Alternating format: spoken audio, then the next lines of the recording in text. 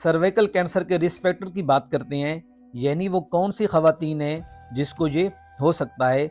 सबसे पहले risk factor एक वायरस है जिसको ह्यूमन पेपिलोमा वायरस बोलते हैं, और अगर ऐसी खवातीन का टेस्ट किया जाए तो उसमें ह्यूमन पेपिलोमा वायरस पाया जाता है।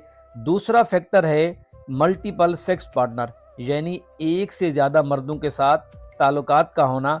अगर किसी औरत के हस्बैंड का भी एक से ज़्यादा खवातीन के साथ ताल्लुक है तो उस औरत में भी सर्वाइकल कैंसर हो सकता है। तीसरा, अगर प्रॉपर हाइजीन मेंटेन ना की जाए तो ये हो सकता है, यानी ऐसी फीमेल जो पुअर सोशो इकोनॉमिक स्टेटस के तौर पर रहती हैं, ऐसे लोगों में ज़्यादा पाया जाता है। चौथा, ऐसी खवातीन जिनमें बहुत ज़्यादा प्रेगनेंसीज हो चुकी हों, उनमें भी ज़्यादा पाया जाता है।